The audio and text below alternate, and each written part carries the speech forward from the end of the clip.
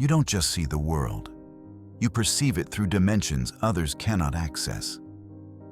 Where others observe surfaces, you sense the invisible architecture of emotion. This is not sensitivity. This is ancient consciousness awakening. The empath's eyes are extensions of the soul itself, openings through which the collective unconscious breathes into individual experience. You live at the border between your soul and the world's dream, where light meets shadow, where the boundary between I and thou dissolves into something logic cannot contain. Have you ever walked into a room and felt unspoken emotions crushing your chest, that weight stealing your breath, flooding your system with feelings that make no rational sense? That's not imagination. That's perception beyond the five senses. You're reading something real, something others walk right past. The meeting of two personalities is like the contact of two chemical substances. If there is any reaction, both are transformed. For empaths, life is this ongoing reaction, a continuous burning between self and other. Every encounter leaves its mark. This is threshold existence, living where visible and invisible worlds overlap. In a world that worships logic, the empath suffers from seeing too much meaning. You're reading a language civilization forgot. You sense falseness in polite words, loneliness hiding behind laughter, truth people fear to speak.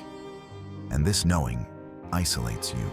To feel deeply in a numb society is revolutionary, but exhausting.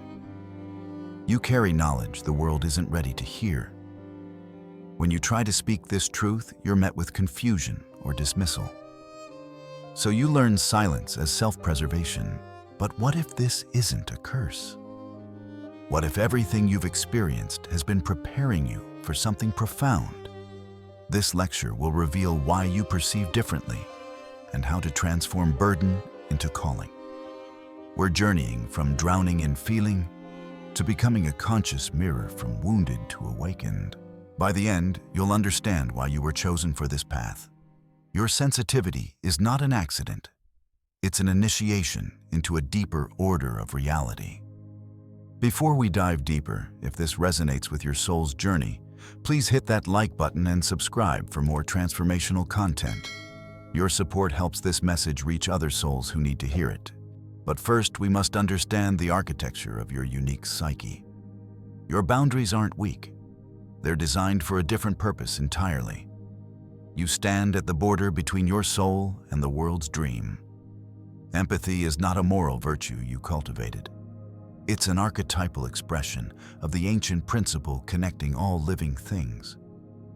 This force existed before language, before civilization, before individual consciousness separated from the whole.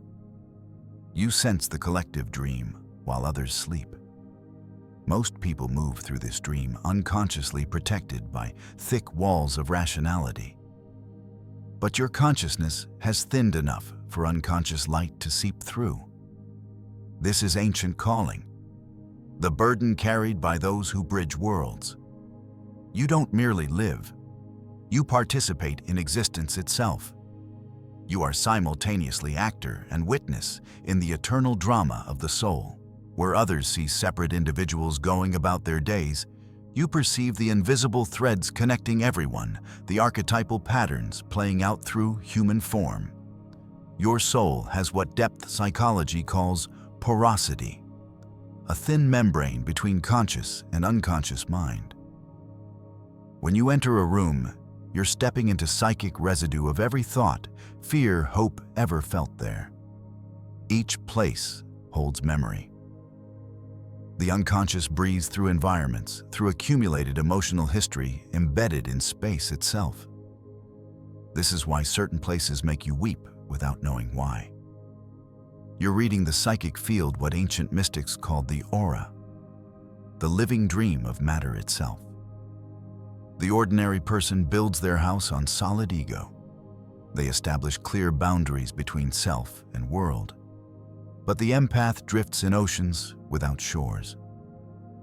You sense emotional tides, invisible structures, cries beneath words others never notice. In our modern age, this challenge has intensified. Social media constant connectivity amplified global consciousness. The collective flood now crashes at the speed of light. The empath's nervous system, designed for subtle local energies, faces unprecedented deluge. But what you're perceiving is real. Not literal, but real. You're reading symbols, the shadow in someone's smile, the heaviness in a handshake, the silence after certain words. These are fragments of the living dream playing out in waking life. The psyche is not inside us. We are inside the psyche, swimming in consciousness, extending far beyond individual minds. You see archetypes behind faces. The abandoned child, the wounded warrior, the hidden healer, the betrayer. These are recognitions of universal patterns, myths replaying through contemporary lives. In every heartbreak, you sense the eternal story of loss. In every anger, the ancient archetype of denied power. This is why you feel alien. You perceive meaning while others see only events. You read the symbolic dimension most people miss. How can you live among those who speak only of surfaces when you've seen the depths, so you learn sacred silence? Not withdrawal, but reverence for what the shallow cannot yet perceive. To speak of the depths risks being devoured by misunderstanding. Better to hold your knowing quietly. I once studied someone who dreamed of walking through a forest of mirrors. Each reflected strangers' faces, crying, laughing, terrified. She felt responsible for them all. When she tried to comfort one, it shattered, and she woke in panic. The dream showed the danger of over-identification, the psychic fracturing when boundaries collapse entirely. This brings us to your greatest suffering, the battle between unity and separation. There are two fundamental movements in the psyche. Individuation seeks to define self, to stand firm, to say, I am. This is the movement toward wholeness through differentiation. But empathy dissolves boundaries. It says we are. It reaches across separation to touch shared essence beneath all forms. It recognizes that at deepest level, there is only one consciousness experiencing itself through infinite expressions. You live perpetually between these forces, the call to merge and the call to separate. This is not confusion. This is the crucifixion that precedes consciousness. There is no coming to consciousness without pain. Your pain is this sacred tearing being pulled simultaneously toward unity and individuation. Too much merging, you vanish into others' emotions. You become a ghost haunting other lives while abandoning your own. Your identity dissolves. Your energy drains. Too much separation. You lose the divine mirror through which soul recognizes itself. You become hard-defended, closed to the subtle communications that give life meaning. Many empaths confuse merging with love. They believe boundaries equal rejection. They think compassion means becoming the other person's emotion, that kindness requires endless self-sacrifice. This is the lie, that love demands exhaustion, that goodness means giving until nothing remains. But compassion without consciousness becomes self-sacrifice. And self-sacrifice is not love. It's unconscious martyrdom wearing virtue's mask. When you dissolve too far into others, you lose capacity to recognize the divine mirror revealing your own soul. You cannot reflect truth when you've become someone else's feeling. Here's the insight that changes everything. When you feel another person's pain as your own, you're not absorbing their suffering. You're encountering your own shadow through the mirror of their existence. The pain resonates because it reflects a frequency already within your unconscious. You cannot feel what is not yet awakened in you. This is why empathy feels so intense. It's not really about them. It's about you recognizing yourself in disguise. Every emotion is a messenger, not a mission. A revelation seeking recognition. So the questions that transform everything are, Whose feeling is this? What truth is it revealing about my unconscious? What part of me needs to be witnessed? When you ask these questions, you begin the shift. From emotional sponge to conscious witness. From absorbing to reflecting. From drowning to illuminating. This is the movement from unconscious empathy to conscious compassion. Every empath carries within them an ancient pattern, the wounded healer. This is one of the oldest archetypes known to the human soul, predating language, predating religion, predating civilization itself. It represents the profound paradox that only through our own wounds do we acquire the ability to heal others. In mythology, this archetype appears as Chiron, the wounded centaur, wise, gentle, skilled in medicine and the healing arts. He taught the great heroes, including Asclepius, the god of medicine himself. Yet Chiron suffered from a wound that he could never heal. This was his gift and his curse, his power and his pain, forever intertwined. Only through our wounds do we learn to heal. The doctor is effective only when he himself is affected. Only the wounded physician heals. But here's where empaths fall into the trap. You mistake this wound for your identity. You build your entire life around tending to others' pain rather than transforming your own. The wound becomes who you are instead of what you're learning from. When you feel another person's sorrow, your instinct is to soothe it immediately, to fix, to rescue, to take the pain away. This instinct feels noble. It feels like love. But it arises because something within you recognizes the frequency of that sorrow. Their pain resonates with the unhealed places within you. So when you rush to comfort them, you're really trying to comfort yourself. You're attempting to heal through them what you haven't yet faced in your own depths. This is the law of psychic resonance. You don't attract wounded people by accident. Your unconscious seeks mirrors. It's looking for reflections through which it might finally see what has long been hidden in your own shadow. The broken attract you. The lost magnetize you. The narcissistic, the chaotic, the ones who cannot give back. They appear in your life not as punishment, but as recognition. They're showing you the unintegrated parts of yourself. Your world is shaped by mirrors. You don't see people as they are. You see them as aspects of your own psyche wearing human faces. The needy friend who drains your energy. That's your own neediness you haven't acknowledged. The cold partner who won't connect emotionally. That's your own protected heart reflected back. The one who keeps betraying your trust, that's showing you where you betray yourself. This is why the same people who fascinate you also exhaust you. They're reflecting the parts of yourself that are both compelling and unintegrated. Until you make the unconscious conscious, it will direct your life and you will call it fate. But it's not fate. It's the unconscious seeking wholeness through the only language it knows. Repetition, pattern, mirror. Your fate looks like endless caretaking, endless disappointment, endless absorption of others' pain while your own remains untouched. But this is not destiny. This is your psyche trying desperately to get your attention using other people as the messengers. The unconscious healer is compelled to restore balance in others while neglecting themselves. They make suffering their mission, pain their purpose. Without someone to save, they feel lost. Their identity requires others to be broken so they can feel needed, valued, important.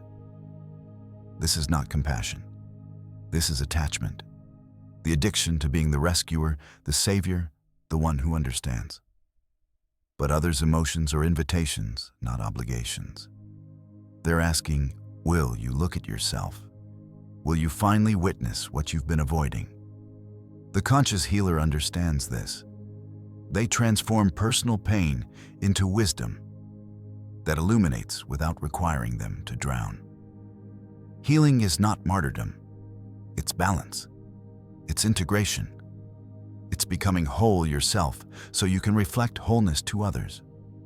When empathy becomes your identity, pain turns into purpose, but it never turns into peace.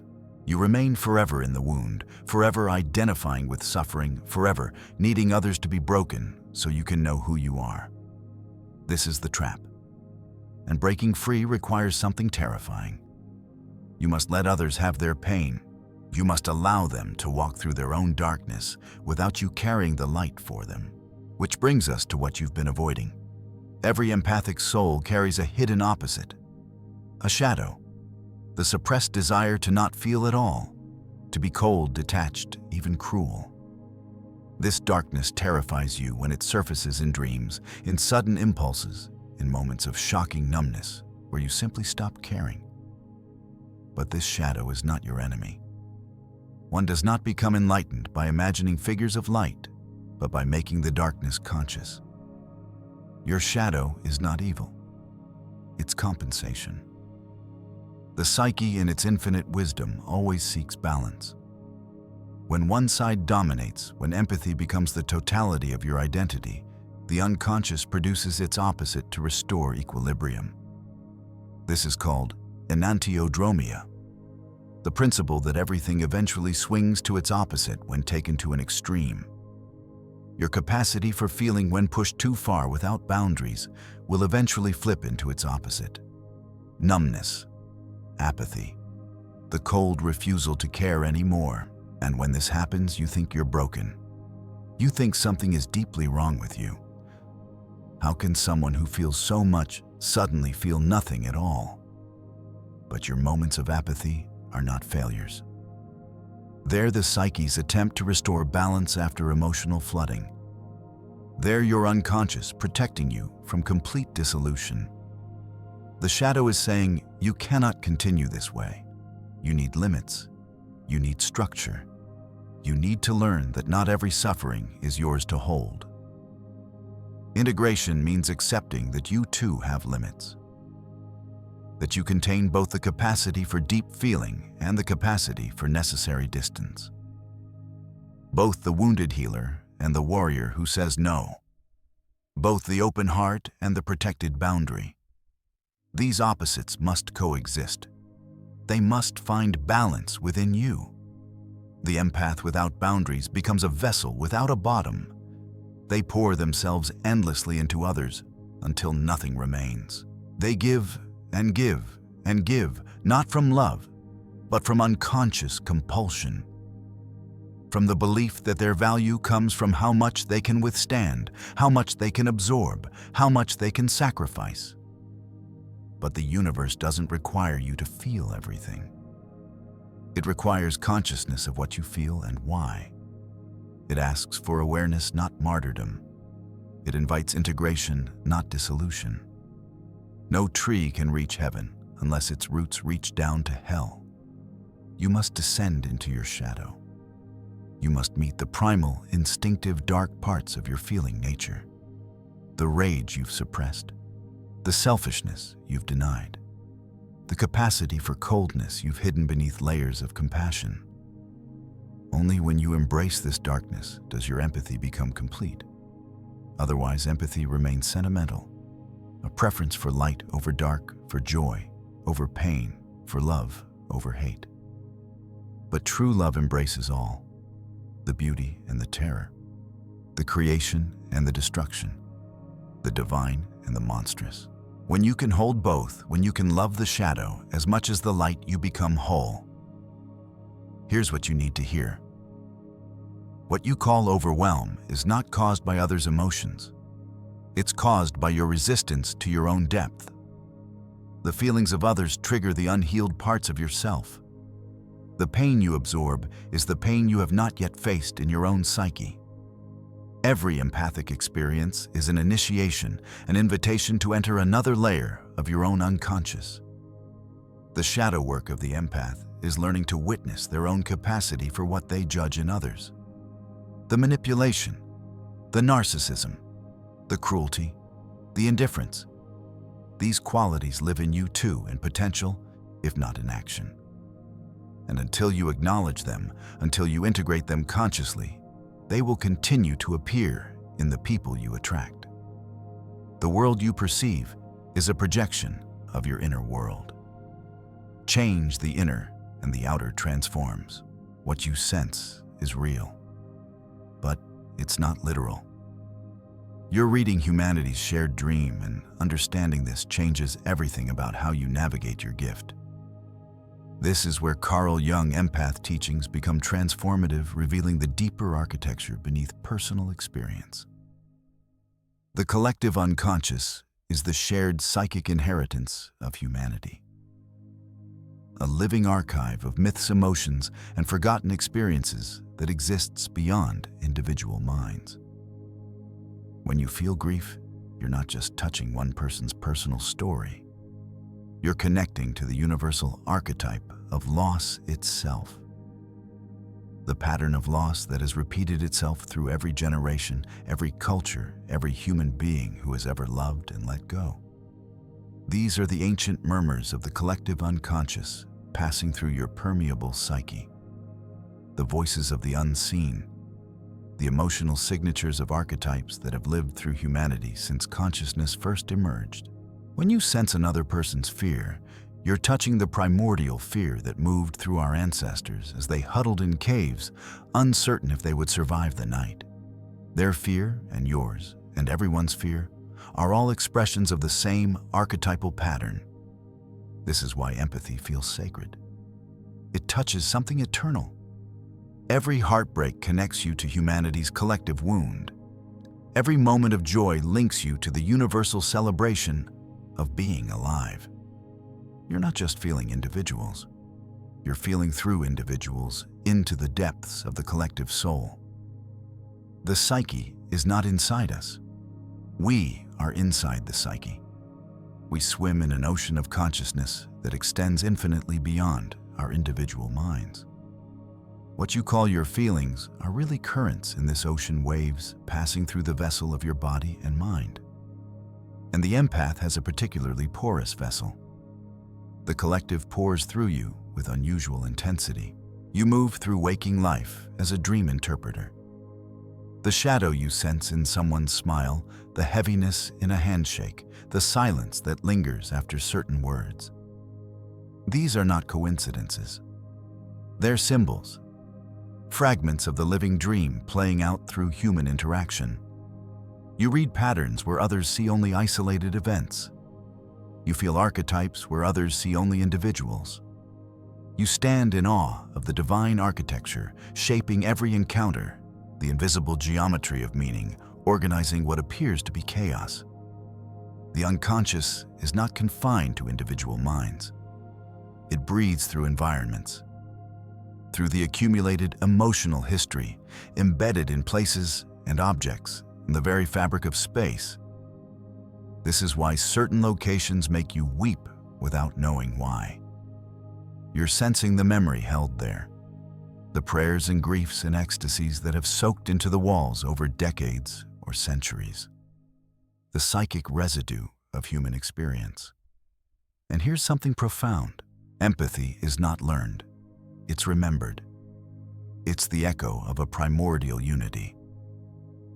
A time before the ego was born, before individual consciousness separated itself from the whole, when all beings shared the same breath of creation. In that ancient time, there was no distinction between self and other.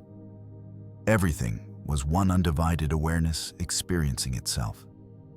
This is why strangers' pain feels familiar. Because it is familiar. It's the ancient memory returning. The recognition that we are all expressions of the same consciousness, the same source temporarily forgetting our unity so we can experience the drama of separation and the joy of reunion. You walk through life, half in waking, half in dream, carrying this ancient melody of oneness, even as you navigate a world that insists on separation. This is your burden and your gift. You remember what others have forgotten, and that remembering allows you to sense the invisible threads connecting all beings. In our modern age, this has intensified dramatically. Global connectivity means we're dreaming together constantly. The collective unconscious, once experienced primarily through immediate community and ancestral lineage, now extends across the entire planet instantaneously. When you feel the anxiety of a stranger, you're not delusional. You're reading humanity's shared psychic field, the anima mundi, the world soul itself. Every emotion carries archetypal weight. The personal and collective are inseparable. When someone expresses fear, they're giving voice not just to their individual worry, but to the timeless fear archetype moving through them. You sense both simultaneously. The unique and the universal, the specific story and the eternal pattern. This is why empathy feels so vast, so overwhelming. You're not just processing one person's feeling, you're touching infinity through a single doorway. Without awareness, empathy becomes codependence. With awareness, it becomes illumination. This is the alchemical transformation that makes everything else possible. Alchemy in depth psychology is the process of transforming base emotions into wisdom, lead into gold, suffering into understanding, chaos into meaning. And the furnace that makes this transformation possible is awareness itself, not thinking about feelings, not analyzing them, but bringing the light of consciousness to them as they move through you. I once worked with someone who believed she was feeling everyone else's emotions. She described it as drowning, as being invaded, as losing herself in the flood of others' pain. She felt cursed by her sensitivity. In our work together, I told her something that changed everything. You're not feeling their emotions. You're awakening to the world's pain within you. The boundary between her and the world was dissolving, so she could participate in the larger process of consciousness awakening to itself. This realization terrified her, as it terrifies many who awaken beyond the personal. But eventually she understood that her sensitivity was a sacred language, not a disease. The unconscious was speaking through feeling, and empathy was the translator. When she stopped fighting the emotion and began listening to its message, her suffering turned into clarity. Every emotion she felt from another person contained a seed, an archetype, a pattern seeking recognition. She learned to ask not, "Why are they afraid?" but, "What archetype is expressing itself through this fear? Is it the fear of the abandoned child, afraid of being left alone in the dark? Is it the insecurity of the orphan, uncertain of their place in the world? Is it the rage of the warrior denied their power?" Each emotion is a messenger carrying information. When you name the archetype, when you bring consciousness to the pattern, something remarkable happens. The emotion transforms. It loses its grip on you. It becomes information instead of invasion. This is the empath's true task. To name the pattern, to give it consciousness, to recognize the universal story playing out through the particular situation. When you understand, this empathy becomes revelation. Each feeling that touches you is revealing something about the archetypal dimensions of reality, about the myths that structure human experience, about the divine patterns organizing what seems like psychological chaos. The moment you bring consciousness to a feeling, it dissolves back into the wholeness from which it came. This is the essence of individuation, the process by which a human being becomes whole. For the empath, individuation means integrating the feeling function without being possessed by it. It means realizing that empathy is not about absorbing others, but about awakening to the interconnectedness of all things. You are not a separate being who happens to feel too much. You are the universe feeling itself through a human form. Your sensitivity is consciousness exploring the outer edges of what it's possible to perceive while embodied. You're the experiment through which awareness tests its own boundaries. But the ego resists this truth. It fears dissolution. It clings desperately to separateness, because separateness gives it a sense of control, of definition, of safety. And so your greatest suffering comes from the battle between the ego's need for self and the soul's longing for unity. You feel torn because you are torn, and that tearing is sacred. It's the crucifixion of the ego that precedes resurrection into consciousness. The evolution happens in 3 stages. First, you're an emotional sponge, unconsciously absorbing everything around you, identified completely with the feelings moving through you, no distinction between what's yours and what's not. This is where most empaths live, and it's exhausting. Second, you become a conscious mirror. You learn to reflect without drowning, to witness emotion without becoming it, to hold space for others' pain without carrying it as your own. You develop the capacity to say, "I see you, but I am not you." This is the stance of the oracle standing at the edge of the abyss, holding space not as a sponge, but as a sacred witness. Third, you become a luminous witness. Feeling no longer defines you. Awareness does. You sense everything, yet nothing overwhelms you. You perceive the suffering of the world as a vast ocean, yet you stand unafraid at its shore because you understand that all of it, the joy and the agony, the love and the loss, are waves in the same divine sea. You let them pass through you like wind through branches. This is the empath's enlightenment. Not detachment, but feeling without losing yourself. Your boundaries are not walls that reject the world. They're sacred containers that honor both your gift and your humanity. Think of a chalice, a sacred cup that holds liquid without spilling. The walls of the chalice don't reject the wine. They shape it. They give it form. They allow it to be contained and therefore useful. Without the walls, the wine spills everywhere, is wasted, lost. Your boundaries work the same way. They don't deny love. They give love form. They allow empathy to express itself sustainably without collapsing into chaos. A fortress defends through fear. It builds walls to keep the enemy out, to protect against attack. But a temple protects through reverence. Its boundaries exist not from fear of the world, but from respect for the sacred space within. Your boundaries must be like a temple's, built from reverence for the consciousness you're protecting, for the light you're maintaining, for the gift you're preserving, so it can continue to serve. Without structure, empathy becomes chaos, a flooding of the soul that drowns both giver and receiver. You cannot help anyone if you're underwater. You cannot illuminate anything if your light has been extinguished by exhaustion. The paradox of wholeness is this: your sensitivity must be matched by solidity. Your open heart must be balanced by a strong spine. The ability to feel deeply requires the strength to stand firmly. So many empaths carry guilt for saying no, for withdrawing when they need rest, for choosing not to engage with certain people's pain. This guilt is the shadow of your conditioning. The belief that love must always give that goodness requires exhaustion, that being spiritual means being endlessly available to others' needs. But fatigue is not holiness. There is no virtue in depletion.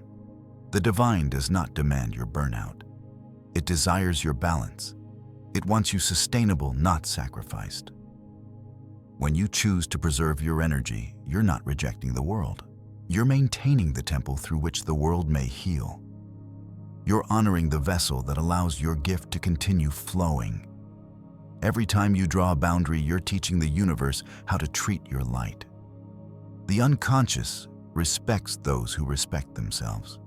When you demonstrate through your actions that your energy is valuable, that your peace is non-negotiable, that your well-being matters, the psyche recognizes your sovereignty. It begins to send different reflections. The people who drain you start falling away. The situations that deplete you lose their magnetism. Not because the world has changed, but because you have. The discipline of the conscious empath is hospitality without possession. You welcome emotions as visitors, not masters. You open the door. You listen. You learn what they've come to teach. And then you let them go. Each feeling that enters your awareness is treated with reverence, but not owned. You don't try to get rid of it through resistance. You don't cling to it through identification. You allow it to move through, to deliver its message, to transform in the light of your awareness. When you're overwhelmed, return to nature. The trees do not apologize for their sensitivity to sunlight. The river does not lament reflecting the sky. They exist in balance because they flow with the greater rhythm. They know their place in the larger ecology. They give what they have to give and receive what they need to receive, without guilt or resistance. You must learn this same flow, feeling deeply yet anchored in the eternal, open to what moves through you, yet rooted in your own center. Meditation, silence, solitude. These are not escapes from empathy. They're recalibrations. They tune you back to your own frequency so you can distinguish it from the frequencies around you. In the quiet, you remember who you are, beneath all the feelings you've absorbed. But spiritual perception without physical grounding becomes delusion. The body is your anchor in the invisible world, and honoring it is not optional. Many empaths make a dangerous mistake. They float too high into spiritual idealism and lose touch with material reality. They speak eloquently of energy and vibration while neglecting their body, their finances, their practical responsibilities. They believe that being sensitive makes them too refined for the mundane concerns of embodied life. But the soul incarnated to experience form.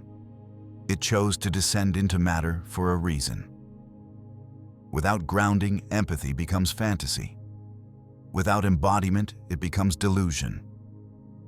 You cannot sustainably serve consciousness if you're not taking care of the vehicle through which consciousness expresses. Your body doesn't lie. It tells you when energy is yours or foreign through sensation. It contracts when boundaries are crossed. It expands when truth is near. It sends signals constantly informing you about the psychic environment you're moving through. But you have to listen. You have to feel into the physical sensations, not just the emotional ones. Feel your feet on the ground. Actually feel them. The weight, the pressure, the connection to earth. Feel your breath moving through your chest. The rise and fall. The rhythm of air entering and leaving your body. Feel your heartbeat. The steady pulse that's been with you since before you were born. These anchors remind you that you are here in form, in time and space, not just floating in the collective unconscious. The body is the instrument through which empathy becomes embodied wisdom. When emotions surge in a crowded space, the first thing to do is pause. Breathe. Ask yourself, is this mine? Then listen, not to your mind, which will immediately start analyzing and creating stories. Listen to your body, your gut, the subtle knowing beneath thought. Over time, you'll learn to discern not by analysis, but by vibration, by the felt sense of what resonates and what doesn't. This is somatic wisdom, the intelligence of the body that knows truth directly without needing to think about it. Your mind can be fooled. Your thoughts can be manipulated. But your body's wisdom, when you learn to trust it, never lies. When you're overwhelmed, return to nature. Let the earth recalibrate your nervous system. Trees have been standing in one place, feeling the weather, sensing the seasons for decades or centuries. They teach you how to be sensitive without being destabilized. Rivers have been flowing over rocks, reflecting light for millennia. They teach you how to be open without losing yourself. Nature exists in balance because it moves with a greater rhythm. It gives what it has and receives what it needs without resistance. It doesn't apologize for its sensitivity. It doesn't hide its gift. It simply is what it is, fully expressed, fully alive. you must learn this same authentic presence. Meditation is not escape. Silence is not avoidance. Solitude is not rejection of the world. These are essential practices for tuning yourself back to your own frequency. In the constant noise of collective emotion, you forget what you actually feel versus what you're absorbing. You need regular time alone to remember, to come back to center, to distinguish your signal from the surrounding static. This is grounding, not becoming less sensitive, but becoming more conscious within your sensitivity. Not shutting down your gift, but learning to use it sustainably. Not abandoning empathy, but embodying it in a way that doesn't destroy you. You're not here to absorb the world. You're here to witness it into awareness. This understanding marks the shift from identification to illumination. There comes a moment of sacred exhaustion in every empath's journey, when you simply cannot carry what was never yours to bear, when your system says no more. Not like this. Something has to change. The tears stop flowing, not because the world is healed, but because something inside you finally understands. It was never your task to mend the infinite. It was never your responsibility to fix everyone's pain. This moment is not defeat. It's initiation. It's the crossing from being of the world's pain to being aware of it. From identifying with suffering to witnessing it. From unconscious absorption to conscious presence. Everything changes here. You no longer respond to suffering from reflex, but from clarity. From compulsion, but from choice. The highest form of empathy is awareness itself, the ability to hold the whole of existence in your perception without collapsing into it. This is what the mystics meant when they spoke of divine detachment. Not coldness, not indifference, but spaciousness. The kind of vast awareness that allows all things to exist, all emotions to be felt, all experiences to unfold without needing to control or fix or change any of it. To love in this way is to reflect what some might call God's gaze, seeing everything, judging nothing, holding all with quiet compassion.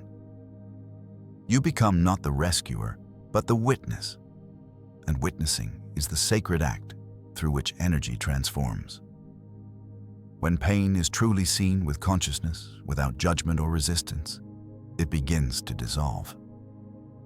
Not because you did anything to it, but because consciousness itself is healing. This is when cosmic empathy is born. You no longer feel for personal healing, but for collective awakening.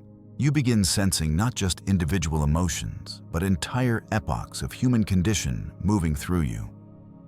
The loneliness of modernity, the restlessness of civilization, the forgotten grief of the earth itself. These vast collective currents flow through your awareness, and at first it feels unbearable. But as your consciousness expands, so does your capacity to hold. You discover that awareness is infinite. It has no walls, no limits. The more you allow yourself to sense, the more spacious you become. And in that spaciousness, something extraordinary happens. You begin to perceive light within darkness. You sense that even the most painful emotion contains a spark of transformation, a seed of meaning trying to germinate. The despair that once crushed you now reveals wisdom about the human condition. The rage that once frightened you now reveals power that was suppressed. The sorrow that once isolated you now connects you to everything that lives and loves and eventually loses. Every feeling becomes a teacher when you meet it with consciousness instead of resistance. This is transfiguration, the alchemical process through which darkness turns to light within the vessel of awareness.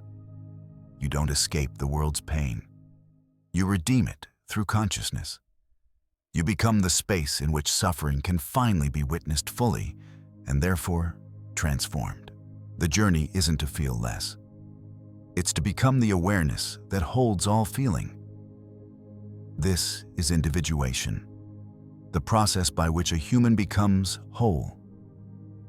For the empath, individuation means integrating the feeling function without being possessed by it.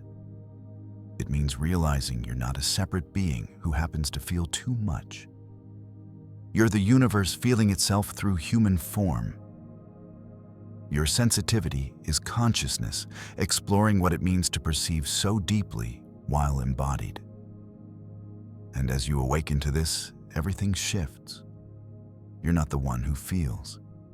You're the awareness in which feeling arises. This distinction sounds subtle, but it changes everything. When you identify as the feeler, every emotion threatens to overwhelm your sense of self. But when you recognize yourself as the awareness, as the space in which emotions appear and disappear, you become unshakable. The space itself is never disturbed by what moves through it. You are the stillness beneath all waves. Joy and sorrow crash and recede, but the ocean's depth remains calm. This is not detachment from life. It's the deepest possible engagement. You're finally present to everything without being destroyed by anything. The duality between self and other begins to dissolve, not into confusion, but into unity's peace. You stop perceiving through empathy's pain and start perceiving through unity's recognition. The boundaries that once hurt you transform. They become sacred lines of creation, not prisons. They give form to love without limiting it. The chaos of the world remains chaotic. People still suffer. Injustice still occurs. But you no longer resist this reality with the entirety of your being. You understand that even disorder is part of wholeness unfolding. That consciousness is learning through every experience, even the difficult ones. This is the reconciliation of opposites. The fundamental principle of psychological maturity. You can hold both sensitivity and strength, both openness and boundaries, both feeling and awareness, both the human experience of emotion and the divine perspective that transcends it. You become the instrument through which consciousness plays its symphony. You're no longer trying to control the music. You're allowing it to move through you. When you meet people who have truly individuated, who have suffered deeply and found peace within their suffering, you see something unmistakable in their eyes. A calm, a depth, an unshakable quality. They've known despair, intimately have walked through the valley of shadow, and emerged not broken, but whole. They no longer seek to escape feeling. They allow it to pass like seasons, knowing that everything changes and nothing lasts forever. Their empathy has become wisdom. Their sensitivity has become strength. They don't need the world to be different for them to be at peace. They've found the peace that exists prior to circumstances, beneath conditions independent of whether things are going well or poorly.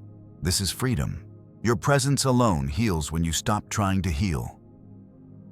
This is the final paradox and the ultimate gift. When you're no longer absorbing others' pain, when you're no longer amplifying it with your own resistance and reactivity, people feel something different around you. Peace. Not because you're doing anything to create it, but because your presence has become transparent. You've stopped being an obstacle to what wants to naturally happen. Your stillness reflects their forgotten wholeness. Your clarity mirrors the truth they've lost contact with. You become like the moon on water, luminous, beautiful, reflected perfectly, yet utterly untouched by the water itself. You can love people fully without being defined by their love or destroyed by their pain. You can be present to their suffering without needing to fix it. You can hold space for their transformation without controlling the process. This doesn't mean you stop feeling. You may still experience deep sadness, still weep at beauty and injustice, still love with passion. But behind every emotion now lives a quiet knowing. This too is part of the one. This too shall pass. This too is consciousness experiencing itself. The suffering turns into depth. The joy turns into gratitude. Everything becomes teaching. Everything reveals another facet of the infinite. You're participating in life consciously now, not withdrawn into spiritual bypassing, not drowning in emotional overwhelm, but walking the middle path, engaged with the world while anchored in awareness, feeling everything while identified with nothing. This is mastery, not because you're controlling anything, but because you've surrendered to what you actually are. Not the emotion, not even the empath, but the awareness itself. You've become the living bridge between heaven and earth, between the transcendent and the embodied, between the absolute and the relative. Your sensitivity, which once felt like a curse, has become your greatest gift, not because it changed, but because you changed your relationship to it. You stopped resisting it. You stopped wishing you were different. You accepted what is, and in that acceptance, found freedom. Every tear you've cried was sacred. Every overwhelming moment was initiation. Every time you absorbed more than you could handle, your capacity was expanding. You are not small. You are not weak. You are not broken. You are a nerve ending of the divine, the universe feeling its own creation through the instrument of your consciousness. And in that recognition, your whole life becomes prayer. Empathy was always about coming home. Every emotion you ever felt, yours or another's, was the self calling you home to awareness. This is the ultimate truth that transforms everything. Empathy was never about others at all. It was about the self learning to recognize itself in disguise. Every heartbreak was showing you your own grief. Every fear was revealing your own shadows. Every joy was reminding you of your own light. The entire world has been a mirror reflecting back aspects of your own psyche that needed to be seen, integrated, loved. Home is not a place, not a state of permanent peace without chaos, not love without the risk of loss. Home is the awareness that contains it all. The consciousness spacious enough to hold every opposite, every paradox, every impossible thing. Home is the moment you stop fighting what you feel. The moment you finally say, I am both the wound and the healer, both the ocean and the shore, both the one who feels and the one who observes. And in that moment, something ancient within you exhales. A tension you've carried for lifetimes releases. You understand that empathy was never meant to hurt you. It was meant to wake you, to shatter every small definition of who you thought you were, until you finally recognized your true nature. Infinite, eternal, unbreakable. Let the world be as it is. Let it cry, let it laugh, let it tremble. Don't close your heart to it, but don't drown in it either. Stand in the center as consciousness itself, feeling all, clinging to nothing. You'll find that even in the greatest suffering there is rhythm, and in that rhythm divine intelligence is dancing. The purpose of your journey was never to end the dance, but to see it clearly. To remember that the same force that moves through pain also moves through beauty. And when you remember this, you become free. You no longer need the world to be peaceful for you to be at peace. You no longer need others to understand for you to understand yourself. You no longer seek validation for your sensitivity because you know what you are. The eye through which the universe feels itself. The aperture through which consciousness experiences its own creation. If you listen deeply right now, you can hear the whisper of that truth. It's speaking beneath every word, beneath every breath. It says, you are not too sensitive. You are exquisitely alive. You are not broken. You are open. You are not here to fix the world. You are here to love it into awareness. That is what it means to see the world differently.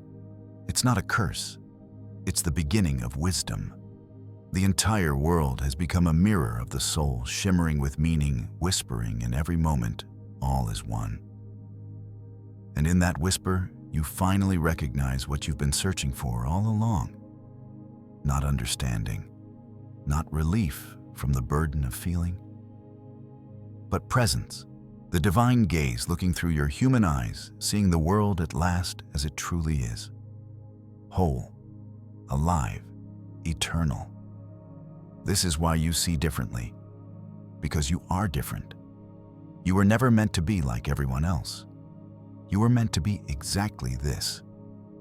The awakened empath, the conscious witness, the bridge between worlds. And now that you know, now that you've heard these words and felt them resonate in the depths of your being, you can never go back to sleep.